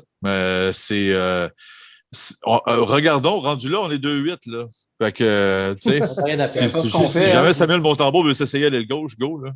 Je l'envoie sur le powerplay. Pas de problème. Puis encore, par John Lou, selon les lignes à l'entraînement, on aurait une nouvelle quatrième ligne assez changée avec Brooks au centre puis Pezzetta à l'aile. Pezzetta, tu penses que ça va être une entrée en Ligue nationale assez réussie, vu son type de jeu? Puis, je pense que c'est à notre line-up. C'est un message qu'on envoie à tout le monde de l'équipe. Pezzetta a travaillé dans le camp d'entraînement. Tous les gars l'ont vu travailler. Regarde, ce gars-là, là, c'est le premier qu'on appelle cette année là, parce que lui, on n'avait peut-être pas la place d'un 23 joueurs pour l'année, là, puis c'est pas un joueur de talent, là, c'est un joueur de travail. Là. Fait que, c'est un message, carrément, qu'on envoie à tout le monde. On veut que vous travaillez comme ce gars-là, puis comme vous avez déjà oublié comment il travaille, on veut pas qu'il travaille à l'avant, on veut qu'il travaille avec vous autres sur la glace. C'est un gars qui va pas nuire aux Canadiens quand il va être les 10 minutes qu'il va être sur la glace pendant les matchs. Là. Donc, il risque juste de déteindre sur les autres. On veut des travailleurs comme ça. Fait que moi, je trouve que c'est le premier qu'il fallait rappeler. Et c'est fait, mission accomplie. Et je suis content là, des moves d'aujourd'hui. Le Caulfield de Laval, parfait. Pezzetta à Montréal, pas parce que Pezzetta va venir ici changer là, la fiche du Canadien puis devenir le MVP de la Ligue, là, mais il va apporter quelque chose qu'on n'avait pas. Des pas de cœur, on en avait un peu trop. Là. Ouais, il souffle un petit peu d'intensité là-dedans. Hein. Puis pas rien que ça, tu dis qu'il ne va pas venir changer le visage du Canadien, mais en même temps, c'est l'identité qu'on a perdue cette année, qu'on avait des années précédentes. Je pense qu'elle est incarnée complètement dans le jeu de Pezzetta. On parle de caractère, de volonté, de cœur à l'ouvrage. C'est tout ce qui a fait la différence pour nous dans les dernières années. Puis tout ce qui nous manque en début de saison cette année. Fait que, dans le fond, c'est peut-être plus gros que sa simple présence à lui pour l'équipe. Je ne sais pas si Samuel Deschamplain aurait trouvé le flamme. Si Jacques Cartier et Samuel Deschamplain auraient trouvé l'Amérique du Nord s'il était parti sans capitaine. Ça, je ne sais pas. Bon point. Un excellent bon point. Parlant de capitaine, c'est pas juste lui, là. C'est des gros noms, c'est des grosses pointures actuellement qui manquent aux Canadiens. On dit mais c'est juste un blessé, mais c'est pas juste un blessé. C'est une multitude de blessés dans des rôles importants. Personne n'est vraiment dans sa bonne chaise actuellement. Puis là, tu as un nouveau coach, Dominique Ducharme, qui doit gérer tout ça, qui doit implanter un nouveau système de jeu. La plus grosse patate chaude, je pense, dans l'organisation, c'est peut-être lui qui l'a actuellement dans ce qu'il doit gérer dans son nouveau rôle avec les effectifs sous sa main. Comment tu trouves qu'il gère ça? Pas que c'est vraiment pas facile, c'est difficile d'évaluer vraiment son travail actuellement, mais comment toi tu vois ça, ce que Ducharme est en train d'essayer de faire ou ce qu'il réussit à faire avec les effectifs qu'il a? Moi, je pense qu'il fait le mieux possible avec ce qu'il a, puis il n'y a pas grand-chose entre les mains présentement d'Homme Ducharme. Je trouverais ça court de le congédier, mais je pense que c'est encore possible. 3 ans de Dominique Ducharme, là, en termes de salaire, ça ne doit même pas équivaloir en 1 an de Claude Julien. Puis Claude Julien, on le paye encore cette année là, pour une dernière année à 5 millions, mais c'est possible qu'il se trouve une job ailleurs. Il y a des rumeurs dans la Ligue nationale, on commence à parler de Claude Julien dans les marchés à problème. Fait que si quelqu'un nous fait la fleur de payer Claude Julien à notre place, on va peut-être se dire, maintenant, on va garocher le 3 ans, 1,5 par année qu'on devait à Dom Duchamp, puis on va en engager un autre. Je trouverais ça court un peu. Je pense qu'on a un bon coach recru entre les mains. Mais c'est la pire affaire qui peut y arriver, là, de ne pas avoir de chez Weber, de ne pas avoir une ligne bleue, là, parce que Jeff Petrie n'est pas l'ombre de lui-même. D'ailleurs, il est blessé. Il ne jouera pas pour un bout. Edmondson, c'était 2-3 semaines qu'on nous disait il y a un mois. Là. Fait que ça commence à être long. Là. C'est long son père il va mourir éventuellement du cancer. Il est à son chevet. Je comprends. je ne veux pas juger, mais éventuellement, il va falloir qu'il revienne s'il est tanché pour jouer. Est-ce qu'il est encore blessé? On ne nous donne pas d'infos. On nous laisse dans l'expectative. Là. Puis, c'est ça. Je pense que sans ligne bleue puis sans gardien numéro 1, excuse-moi, là, Dominique Duchamp ne peut pas en faire beaucoup plus qu'il fait là présentement. Là. Puis là, on est à côté au cap salarial. Bergevin non plus ne peut pas en faire une tonne. Là. Incroyable. Hein? Non, puis peut-être faut juste qu'on traverse ça.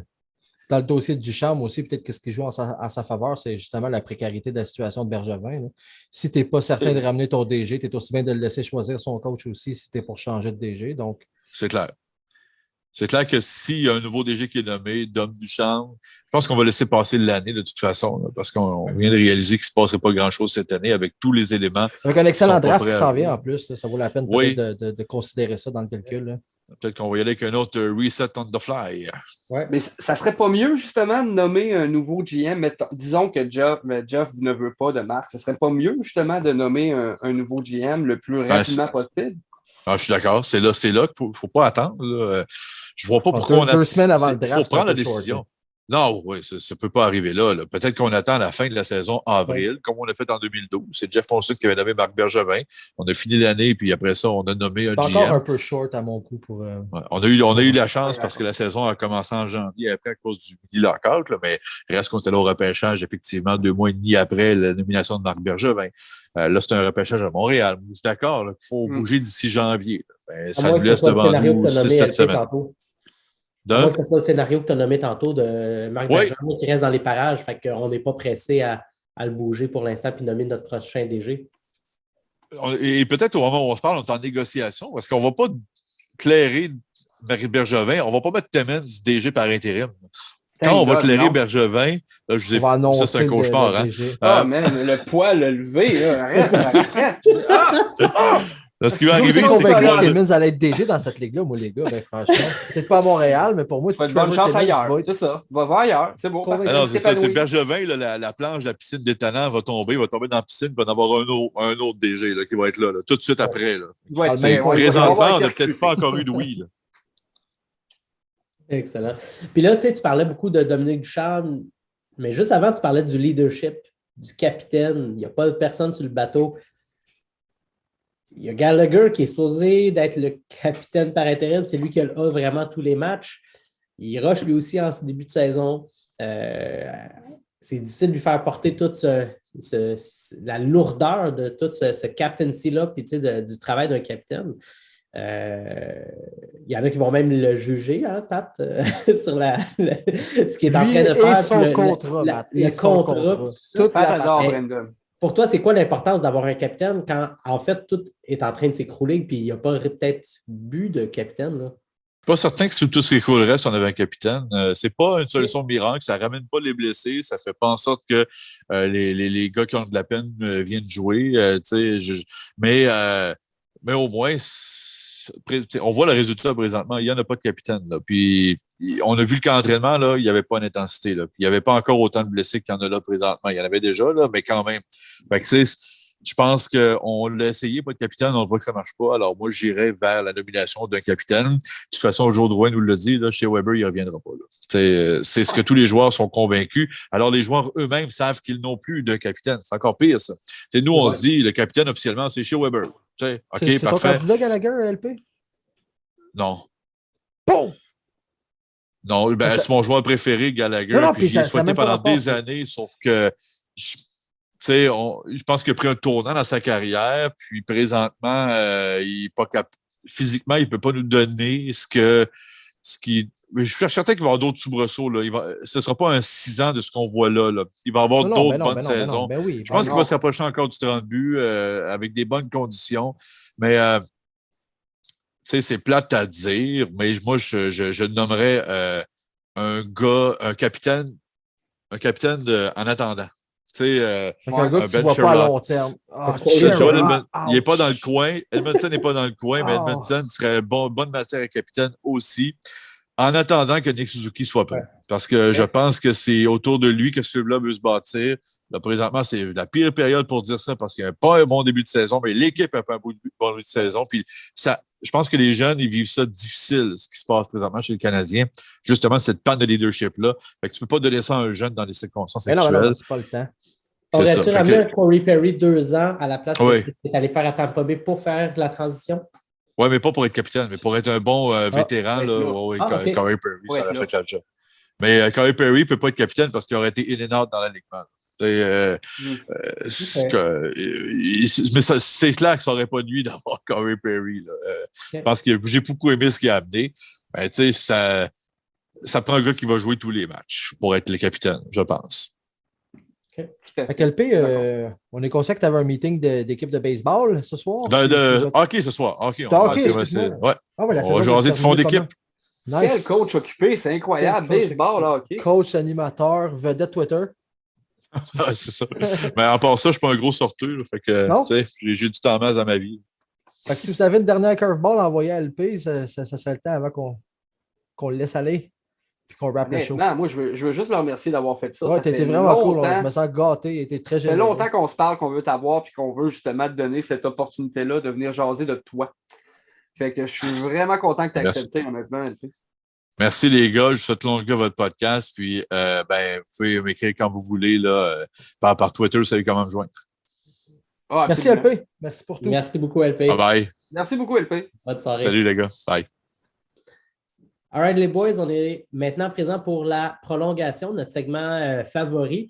Mais honnêtement, pour le show d'aujourd'hui, ce n'était pas mon segment préféré. Avec faire comme période 1, 2, 3 avec LP Guy. Moi, j'ai vraiment eu du fun. On est gâtés aujourd'hui, honnêtement. On est vraiment gâtés. Je suis vraiment heureux de l'avoir eu. J'adore ce gars-là. Vraiment été il n'est pas avec nous, mais encore un gros merci, LP. On est vraiment privilégié de t'avoir eu. Puis honnêtement, tu nous as donné du super contenu. On est vraiment content de t'avoir eu. Là. Ça, c'est certain. Une très bonne personne. Puis on a eu notre premier, je ne sais pas si vous avez réalisé, mais on a eu notre premier scoop de la saison par rapport à Daphné qui allait avec le Rocket. Ce n'était pas une info qu'on avait. Je ne sais pas si c'était sorti à 100%, mais moi, c'était la première fois que j'en entends parler. Fait que c'est le fun qui nous donne un petit scoop comme ça sur notre show. C'est plaisant. Il y en a peut-être parlé à la radio aujourd'hui. J'ai pas tout. Normalement, j'écoute plus que ça. Là, je l'ai manqué, mais peut-être que. En tout cas, bref, donc LP, un gros merci pour ta venue. Mais là, on est pognés juste nous trois pour faire un petit segment. J'adore. Let's go. Qui veut y aller en premier? Je vais y aller. Vas-y, Jeff. T'es le seul qui a vraiment la surprise en plus. Fait que vas-y. Oui, puis ma question est assez simple. Puis c'est une question qui Matt, je te donne le premier choix, sa réponse en plus. Non, honnêtement, là, c'est une question qui va peut-être vous faire débattre entre vous deux, mais vous n'avez pas nécessairement besoin d'avoir l'opinion inverse. Non. C'est pas compliqué la question. C'est cette année, le joueur du Canadien qui vous déçoit le plus. Fucking right, c'est drôle parce qu'avant que tu rentres dans le call, on va. Puis fucking. Je te laisse parler. Vas-y, Matt. Je t'ai dit que je te laissais le premier call. Fait que si tu non, mais j'en ai un autre que je vais nommer. Fait que parfait. Jeff fucking Petrie, man. Ouais. Jeff fucking Brain Cramp fucking Petrie, man. Décoche avant que tu continues, Pat, avant que tu continues, je te coupe une seconde. T'as-tu pogné l'intervention radiophonique de Chantal Maccabé ce matin? Non. Tellement blessé, le gars, présentement. Non, attends une minute. La blessure ne peut pas justifier comment il a redonné à rondelle après avoir décollé sa jambe à Deslauriers hier. Là. Ça, c'est une crampe de cerveau comme il nous a servi des hosties de crampe de cerveau toute la calice de saison. Son corps ne peut pas être assez démoli pour justifier toutes les hosties de mauvaises décisions qu'il a prises cette année. Man. C'est rien de physique. Il était on-spot physiquement, c'est même pas ça que je peux y reprocher. Il n'y a aucun écran de cerveau que j'ai vu cette année qui était justifiable par un genou, un naine, un mollet, une cheville, un poignet. C'est des crampes de cerveau, man. Puis à ce niveau-là, je suis d'accord avec toi, il semble très blessé cette année, mon gars.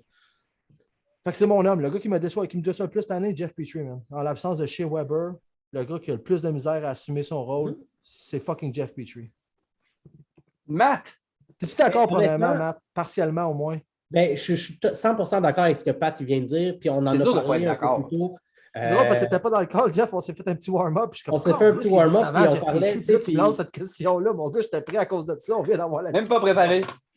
Moi, on a parlé de son... Jeff. Excuse-moi, Matt, excuse-moi. Vas-y. Gros crise de shot sur Deslauriers. On est à 6 contre 5, OK? Il décalisse Deslauriers, on tombe à 6 contre 4. Qu'est-ce qu'il fait? Donne la rondelle. Boum, la game est finie. On était installé pour une fois qu'on était installé dans crise de zone avec une attaque, man. On était à 6 contre 4 après qu'elle sortie des lauriers du jeu, donne la rondelle. Honnêtement, hier, là, j'avais le choix entre me faire chier devant une partie du Canadien ou d'aller passer du temps en famille à passer l'Halloween. Tu n'as pas vu le play que je te parle, là? C'est le seul match que je n'ai pas vu pendant. Jeff, s'il te plaît, rends-moi le service. Va juste revoir le box score avec les replays, les highlights de la game. Je vais checker les highlights sur YouTube. Je t'en reviendrai là-dessus. Honnêtement, mais. Bourde, mon gars. Non, moi, j'étais trop fâché. Hier, j'ai fait fuck off. Moi, j'ai une vie à vivre, puis c'est pas le Canadien qui va dicter mon Halloween. C'est parfait. Ben, moi, mais juste pour rajouter sur Petrie, moi, j'ai parlé un peu à Pat tantôt pendant qu'on était hors d'onde. Moi, c'était sa vision. Sur le power play, il y avait du Caulfield de disponible, il y avait du Hoffman de disponible, il y avait des passes, des lignes de passes complètement ouvertes sur le power play. On a voulu le mettre en arrière, on a voulu le mettre à la pointe, le corps arrière, il n'est pas capable. Il n'y a pas de vision pour faire ça. Puis, tu ne sais pas patiner, no problem, tu vas aller avec tes skills. Markov l'a fait pendant un certain temps. Mais là, actuellement, il n'y a même pas la vision. Puis là, je ne veux même pas comparer Petrie et Markov. Là. J'espère que là, on va se battre. Il y a un minimum de vision que tu as besoin pour être le quarterback de ton power play. Puis avec des Toffoli, des Hoffman, puis des Caulfield qui sont prêts à décocher un super tir, Petrie, pour moi, il me déçoit de par sa vision, de par ce qu'il amène sur le powerplay, puis il devrait être retiré de là. J'ai des gars comme Nikou, j'ai des gars comme Romanov, même Wideman. Pour moi, c'est des corps arrière de powerplay, c'est des gars de vision qui sont capables de transporter, qui sont capables de patiner le long de la ligne bleue. Je n'ai pas de problème à les avoir là en place de Petrie. Ça ne fera pas un gros débat, mais avant que tu lances ton gars à toi, je veux juste même un mot que j'ai utilisé tantôt off-record avec Matt, là, je l'ai trouvé greedy envers Caulfield. À plusieurs reprises, on dirait qu'il n'a volontairement pas donné la chance au kid de tirer. Puis aujourd'hui, on se retrouve à renvoyer notre meilleur prospect dans la Ligue américaine parce qu'on trouve qu'il manque de confiance. Mais peut-être que ces shots-là auraient pu grandement contribuer à sa confiance. Même. Pas fou. Très décevant le jeu de Petrie cette année. En particulier son avarisme envers plusieurs joueurs, mais en particulier Caulfield sur le powerplay à plusieurs reprises. Matt, ton candidat? Ben, moi, j'étais prêt à y aller avec un non-joueur, en y aller avec Dominique Ducharme, avec ce qu'il fait, le système de jeu. Mais je vais y aller avec un joueur parce que c'est trop facile. Puis, LPG vient nous en parler que Ducharme fait le mieux qu'il peut faire avec les effectifs sous sa main. Fait que pour cette raison-là, je n'irai pas avec Ducharme, même si je ne suis pas satisfait de ce qu'il fait avec les effectifs qu'il a. Puis je pense que son système de jeu est beaucoup trop compliqué pour les effectifs qu'il a, puis il devrait simplifier ça un peu. Petite parenthèse, coach. Je vais y aller avec Suzuki. Ouais. C'est un jeune. Oui. Mais c'est un jeune qu'on veut développer en tant que premier centre. C'est une personne en qui on vient de donner le gros contrat. Une personne à qui on veut bâtir cette équipe-là. Ce n'est pas la première fois. Je ne pense pas que ça va être la dernière fois. Mais les débuts de saison de Suzuki ne sont pas satisfaisants à mon goût. Fait que dans le sample de 10 matchs qu'on a, celui que je suis insatisfait parce qu'il n'est pas capable de driver sa première ligne, il n'est pas capable de driver tant offensivement qu'en défensivement. Sa ligne actuellement, c'est Suzuki. C'est un excellent joueur, mais pour moi, il n'a pas encore parti de la machine. Puis je pense sérieusement que ça va s'améliorer. Je n'ai aucun doute que ça va s'améliorer. Mais où je le vois, où il est, pour moi, c'est ce volet-là qui est décevant. Puis je pense que la ligne de centre au complet ne produit pas actuellement parce que les alliés ne produisent pas parce qu'il y a un problème le long de la ligne de centre. Mais ça part en haut avec Suzuki. Puis c'est pas parce que je veux le viser. Ça aurait pu être quelqu'un d'autre, notre premier centre. Ça serait le premier centre que je viserais quand même parce que quand on manque d'attaque, ça part d'en avant. Puis actuellement, on n'arrive pas à compter des buts. Bien repris au début, j'étais prêt à être en colère après toi, mais ton argumentaire était assez bon pour que j'accepte ton candidat. Je t'aime, Pat, mais je donne le point à Matt parce que c'est mon choix aussi. Ouais. Personnellement, le joueur qui se soit le plus, c'est également Nick Suzuki. C'est structurellement, il manque de backup. Non, je comprends ce que c'est comme ça peut se replacer. Ton argumentaire m'a rassuré exactement. Ton argumentaire était solide, Matt, sur le fait que, gars, c'est pas une critique à long terme, c'est une déception juste des 10 premiers matchs. Observation actuelle. Et envers mes attentes envers lui aussi. Là. Jeff, moi aussi, je donne le point à Matt. Bon, ben, garde. Mais fucking Jeff Petrie, par exemple, mon gars. Il fait chier. Il fait chier. Je suis d'accord, il fait chier. Excellent. Il y en a plus qu'un décevant, puis moi, il n'y a pas de mauvaise réponse à cette question-là. Oui, il y avait une bonne, pas loin d'une vingtaine de bonnes réponses à cette question. Genre. Moi, papier ciseaux pour la prochaine? Non, vas-y. OK, parfait. Tu m'intimides avec ton point laser, là. Vas-y. Il n'est pas si intimidant que ça. Si on regarde actuellement ce qui se passe chez le Canadien. On sait qu'il manque de leadership. On sait qu'il manque de talent. De tout. Le plus gros talent qui manque, c'est dans les buts. Pas que Allen est un problème, mais que Carey Price nous manque. Carey Price, sachant la situation personnelle qu'il vit, sachant qu'il a besoin de temps hors glace, et sachant la stature du Canadien et la profondeur du repêchage, est-ce que vous vous dépêchez à le ramener dès qu'il est prêt ou est-ce que vous le gardez hors de l'équipe et à l'extérieur pour, pas volontairement, mais graduellement lui donner juste plus de temps, puis le temps que les choses se déroulent chez le Canadien. Dans le fond, est-ce qu'on tank? C'est ça la question. Let's go. C'est ça, la question, c'est est-ce qu'on tank? C'est ça ta question. Do we tank? Mais en gardant, c'est Carey Price le move. Non, mais si tu intègres Price le plus tôt possible, tu détruis le tank. C'est la même question. La question, c'est est-ce qu'on tank? C'est ça, dans le fond. Exact. Ta position, Jeff? Moi, je n'ai pas l'impression que ça va changer grand-chose aux performances de l'équipe si on rentre Price ou non. Il va peut-être nous sauver. Non, écoute, il va peut-être faire une coupe de bel arrêt par game, mais est-ce que Sache, il ne relance pas? Il relance, justement. C'est notre meilleur défenseur. Oui, OK, il sort de la zone, mais après ça, il se passe, c'est fini Price là, quand c'est sorti de la ligne bleue. Moi, personnellement, là, qu'il soit là ou qu'il ne soit pas là, présentement, on aurait quoi accordé 5-6 buts de moins? Oui, mais situationnel, Jeff. Fait que pour moi, là, mettons 8-2 après 10 matchs, là, peut-être que ça serait 3-7. 4-6, ouais, 7-3 ou 4-6, parfait, mais c'est la différence entre 32e puis 27e à la fin de l'année. Si c'est la différence, c'est exactement entre la différence entre le nombre de tirs au but par match. Oui, c'est le nombre de chances, Jeff, j'insiste. De qualité par match. Un de nos meilleurs défenseurs sur la relance depuis des années, c'est Carey Price. Puis ça, tu peux pas. Je ne suis pas d'accord avec toi. Moi, je pense pas que ça donne des buts à Suzuki et à Caulfield que Price soit là, man. Peut-être un peu plus chaque, man. Moi, je pense pas.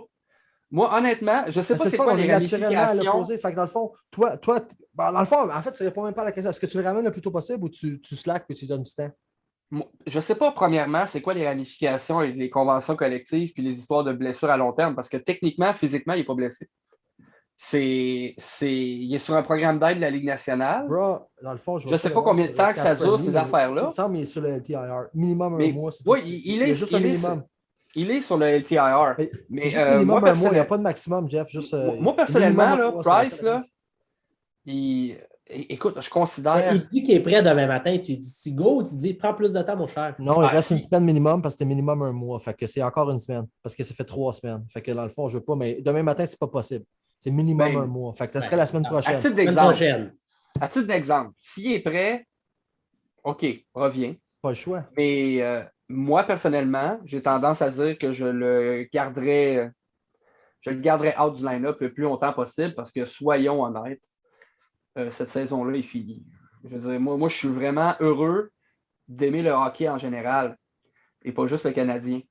Fait que comme ça, moi, le soir, ça ne me dérange pas de regarder une game d'Edmonton contre Anaheim. J'ai beaucoup de plaisir à regarder du hockey en général. C'est sûr que mon club, c'est le drapeau en arrière de Matt. Là. Mais si le club joue comme la merde qu'il nous donne présentement, je vais regarder d'autres hockey. Fait que regarde, tank. Je vais changer. C'est un peu de cette opinion-là, mais ce que je vais dire, c'est pas un point de vue, parce que c'est quand même différent de c'est pas juste de prendre position pour le débat, ce que je vais dire. Je vais dire quelque chose d'un peu plus profond que ça, guys. De Carey Price. On a vu quand même tamisé avant de parler, hein? Tu t'es comme préparé. Depuis le début du show, je cherche mon éclairage, mon gars. Je continue à tweaker. Check. Ce que je vais dire, c'est pas une position que je prends pour le débat. Tant qu'il y a une autre perspective sur ta question, Matt, mais combien de temps qu'il reste à Carey Price en carrière à Montréal? Là? Est-ce qu'on va commencer à. Bon, 3-4, brûler une saison, on parle de 30%, 24%, 25% du temps qu'il reste. C'est immense. Ouais. Tu ne peux pas brûler une saison par avarice de vouloir un meilleur pick à une légende comme Carey Price. Puis dire, gars, sorry, Big, je vais brûler une de tes 4 dernières années parce que je préfère avoir un choix en repêchage. Je trouve ça hard, guys. Je trouve ça hard. Je trouve ça un peu égoïste. Carey Price va se dépêcher à revenir voyant ce qui se passe avec l'équipe. Carey Price doit vouloir manger de la rondelle, d'après moi. Je veux pas. C'est Carey Price. C'est Carey Price. Tu penses-tu qu'il ne veut pas faire des arrêts? Man? Tu penses qu'il ne regarde pas son équipe souffrir en ce moment? Mais il est comme. C'est clair. Je veux aider, man. Honnêtement, la personne sur la planète présentement qui saigne le plus du cœur à regarder ce club-là jouer. On parlait de leadership tantôt, guys. Tu ne penses pas que notre vrai capitaine est encore là? Hein? Tu penses que chez Weber, OK, il portait le C officiellement, là, mais il y a un règlement dans cette ligue-là qui empêche les goalers d'être capitaine. Là, mais le vrai capitaine depuis toujours, c'est Carey Price. Ça, c'est ce que je pense. On parle du manque de leadership, du manque de relance, puis qu'on pourrait peut-être avoir un meilleur goaler. Je pense que ça change le visage de l'équipe un peu. Non, juste pour ces derniers points-là, Pat, je vais devoir te donner les points parce que. Je pense pas que tu peux te permettre de dire à une légende non, reste à côté, on veut un choix. Ouais. Moi, je fais pas ça pour les points, man. Tu peux les donner à Pat, les points, j'ai aucun problème. Non, plus c'était pas moi, c'était plus dans le sens de. Pour les points. C'est excellent. Moi, c'était plus dans le sens de. Je pense que Carey Price, il amène les points de plus. Puis j'ai même fait un tweet. Il sabote le draft, je sais, Matt, je suis d'accord avec toi. Il sabote le draft à lui seul. Depuis des années. Moi, je pense. Même avec le pire club de la Ligue, là, tu rajoutes Carey Price, c'est la différence entre 32e et 26-27e. Puis ça, c'est toute la différence entre Wright et 6-7e choix, là, dépendamment. Fait que... en tout respect, messieurs, je trouve qu'il y a trop de trous dans ce line-up-là pour que cette année, Price, ça change de quoi. Je pense même pas que c'est le pire club que Price aurait eu devant lui en carrière. Non. 2011-2012. Mais on n'a plus le Price de 2011-2012 non plus. Jusqu'à preuve du contraire, Jeff. D'accord. Tu sais, en série, t'avais-tu le Price de 2011-2012? Man, on avait le Price qui a gagné tous les trophées. En tout cas, je pense que qu'importe, c'était un excellent débat, messieurs. En série, oui. Je vous lance ma patate chaude, puis là, moi, la mienne, elle va être un peu différente. C'est une projection dans le futur que je vous lance. OK. Attends, je vais setter un time frame, là, quand même nice. En fait, on a 10 games de jouer. Mon time frame, c'est les 10 prochaines games. Dans 10 matchs, on va avoir un autre pod. Ça va ressembler à quoi la tenue de Jonathan Drouin au centre dans les 10 prochains matchs? Est-ce qu'on parle d'un plus-moins positif, d'une production respectable, d'une ligue qui se défend 5 contre 5? C'est ça. La projection dans le futur, comment ça va se dérouler pour Jonathan Drouin à court terme au centre de la deuxième ligne du Canadien de Montréal? Je commence ou tu commences, Matt? Vas-y, Jeff. Il ne sera plus là. Ah, il ne t'offre pas du game? Non. C'est pas compliqué. On s'en est rendu compte la première fois. Ce gars-là, c'est un playmaker, mais c'est pas un centre. C'est un ailier playmaker. Puis d'après moi, sa position où est-ce qu'il est à l'aise pour alimenter, c'est sur les ailes, c'est pas au centre.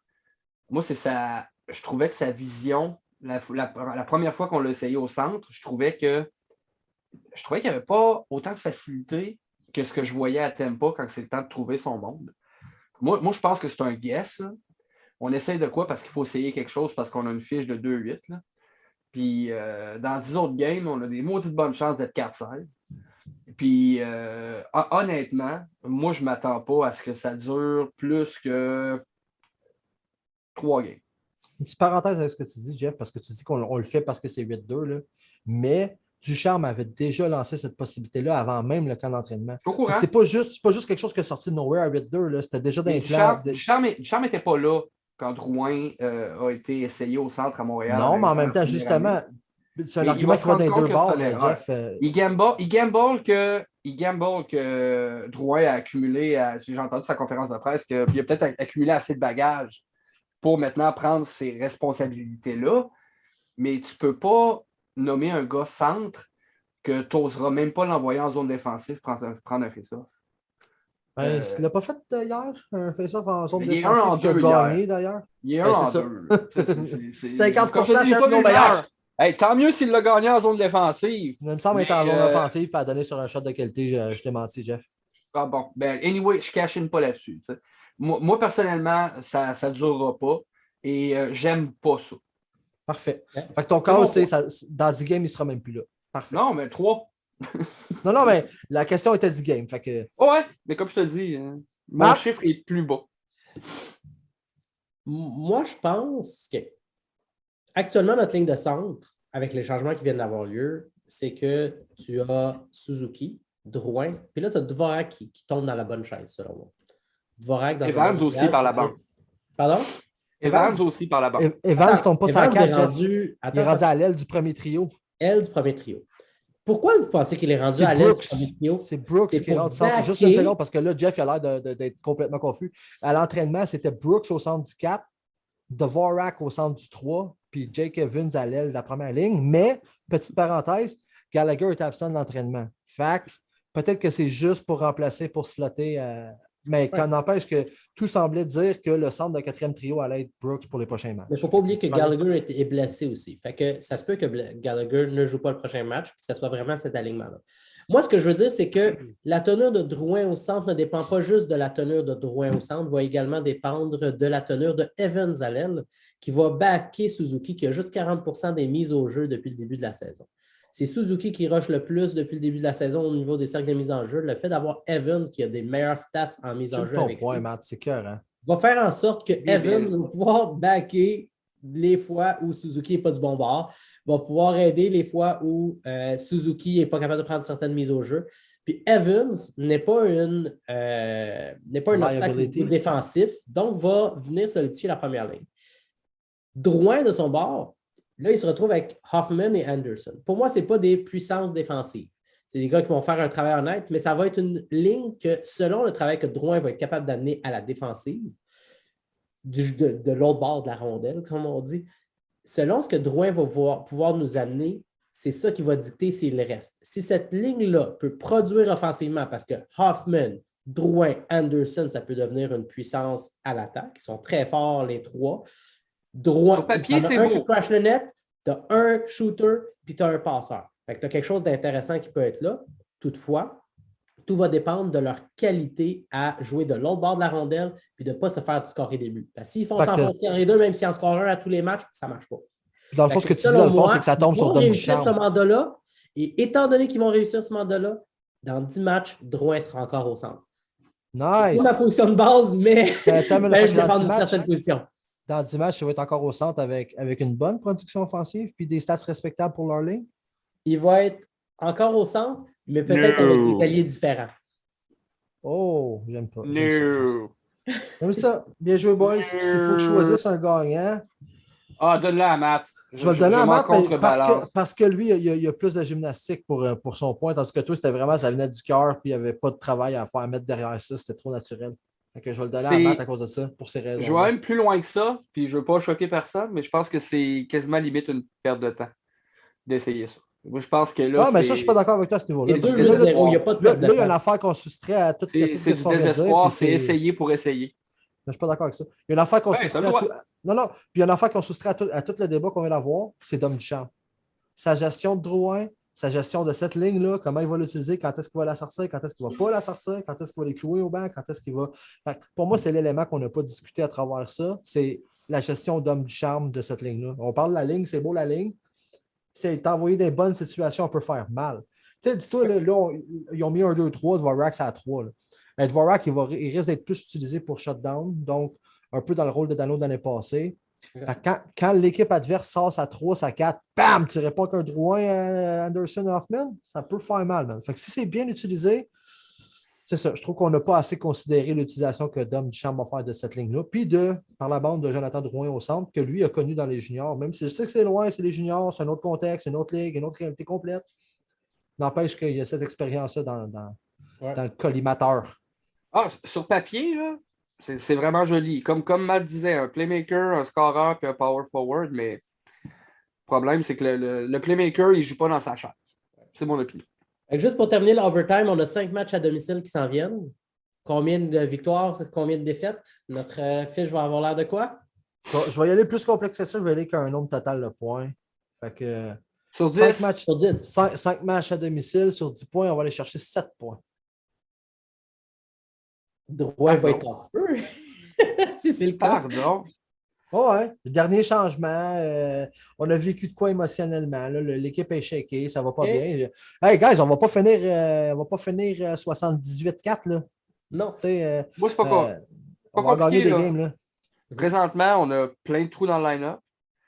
On ajoute. Petri est sur le bord de sortir, là, de ce que j'ai entendu aujourd'hui de Mme Maccabé. Il ne risque de pas être là. D'ailleurs, tu veux-tu que je te shoote les lignes à l'entraînement parce que tu as. Gallagher était déjà pas là. Puis Gallagher, d'après moi, c'est ce que je pense, c'est que ce gars-là, son été était trop court. Là. Fait que. Le line-up? J'ai même pas besoin du line-up pour répondre. Moi, je pense que si on est capable de sortir 3 points des 5 games, je suis content. 3 points des 5 games, ouch. Ben, juste à dire, à la défensive, Romanov Sherratt, c'est la première paire à l'entraînement. Kulak, ça va. Nico Wideman. Puis Norlander est à l'extra. Ça va rusher, ça va rusher. Ça va rusher ou ça va aller à l'attaque, guys?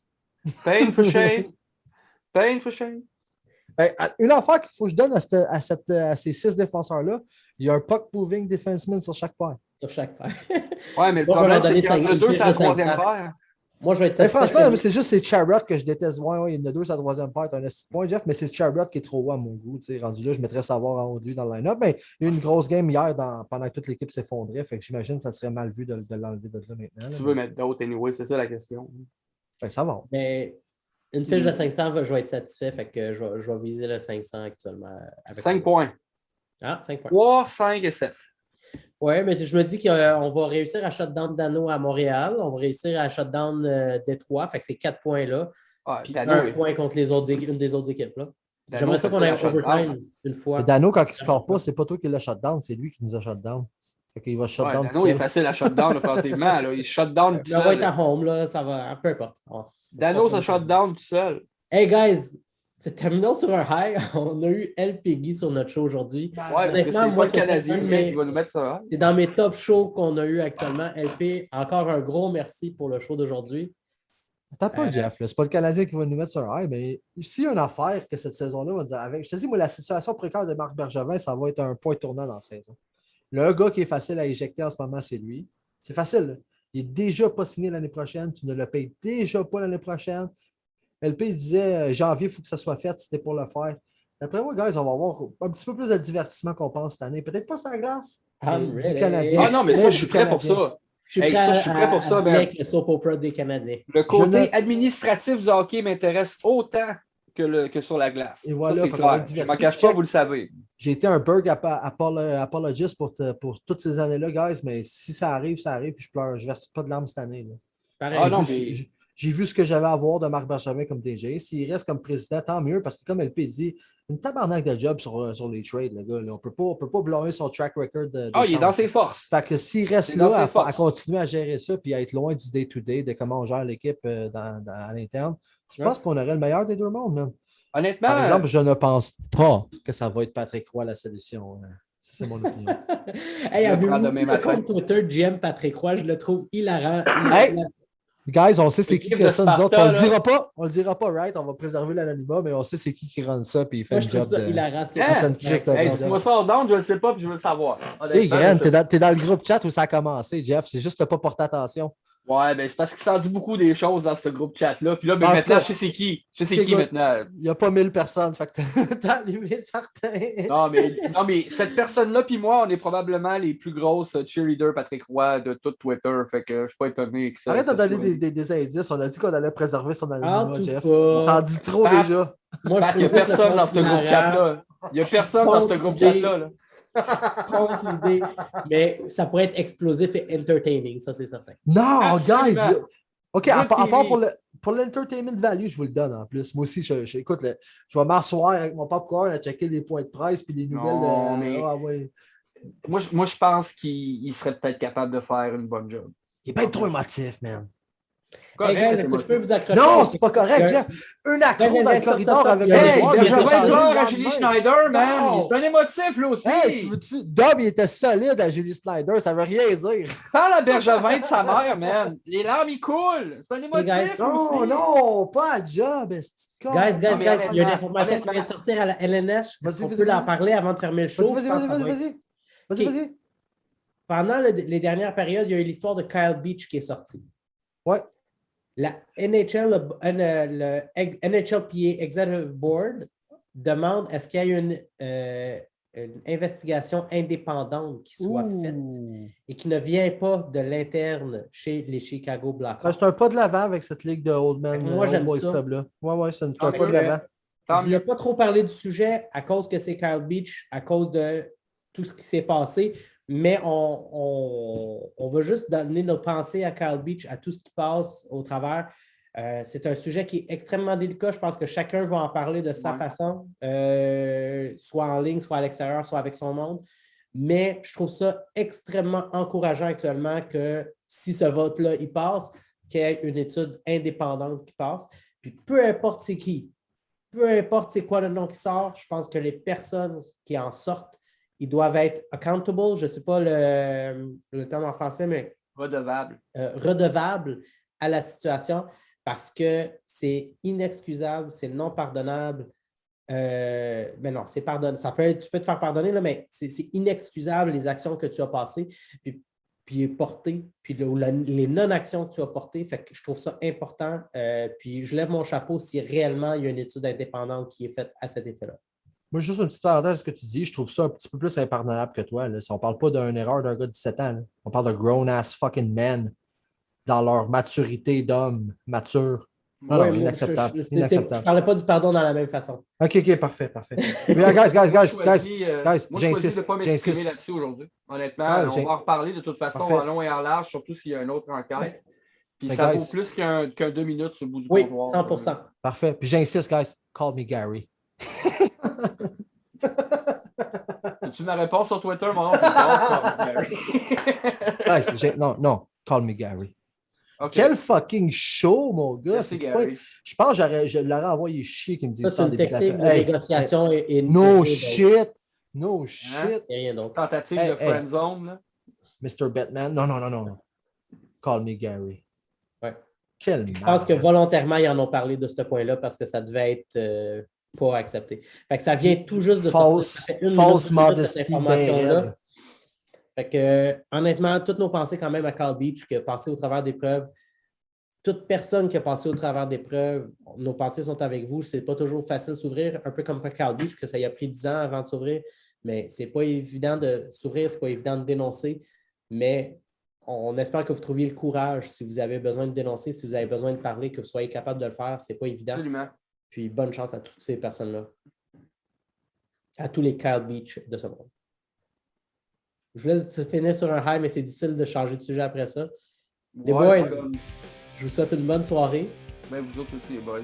Puis, un gros merci encore à LPGui. LPGui, un gros merci. Puis, en espérant que vous avez apprécié le show. Et prochaine fois, on va sûrement parler de la tenue du Canadien, de Cole Caulfield à Laval et de toutes les aventures de Bergevin. De notre fiche de 8-2 après les 10 prochains pour nous ramener à 500 puis dans la course au malade. Oui, mon cheerleader, croisi. Bonne soirée, les boys. Des pompons. Ouais. 8-2 pour les séries, tabarnak.